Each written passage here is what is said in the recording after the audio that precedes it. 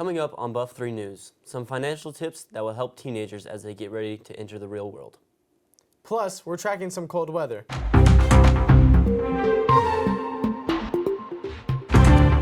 Good evening, I'm Nolan Devaney. And I'm Josiah Rohrball. Thank you for joining us on Buff 3 News, brought to you by Melrose BPA.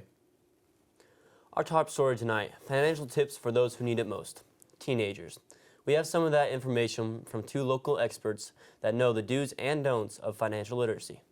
Our reporter, Carson Jones, is here to tell us some of what he learned. What do you have for us, Carson? Thanks, Josiah. Yes, I have enjoyed learning from these experts as I am a teenager myself. I will try to apply some of these tips as I get ready to graduate next year. Teenagers today try to borrow too much money too fast. They just don't have any limits on what they're willing to spend. Gordon Morris is the Executive Vice President for the Melrose branch at American Heritage Bank. He has a lot of experience in helping teenagers start their financial journey. I think the very beginning things that you need to do is start saving money and start doing some banking business and grow up learning how to prepare for the future.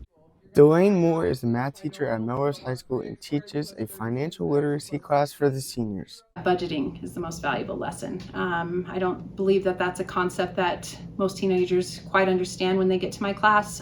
Moore says she recommends setting aside money into 3 different categories: giving, saving, and spending. Giving them that foundation, I hope that that's something that they can use when they leave my classroom and go out into the adult world. Morris believes strongly in being honest with your credit when applying for loans. And I think the more time you spend saving money and the more time you are credible with people and honest with people, I think those things all go a long ways to help you learn how to invest and how to go forward. He says he wishes he would have saved more as a teenager, and if he could go back, he'd tell himself to invest a little more wisely back in the day. So, what's the secret to becoming a millionaire? I think the secret to anyone is to take one step at a time. Make sure your steps are firm when you make an investment. Be very comfortable with it. I think you have to police your spending habits, and I think you have to create good habits when you're young. For Buff 3 News, I'm Carson Jones. Thanks for filling us in, Carson. Those are some great tips for us as well as those of you watching.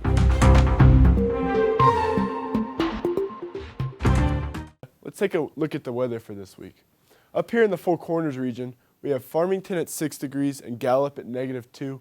At the foothills of New Mexico, we're looking at Silver City, Las Cruces, and Alamogordo at 11 and 16 degrees.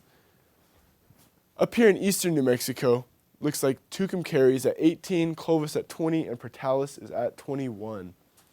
The highs for tomorrow in the Four Corners region, 38 in Farmington, 36 in Gallup.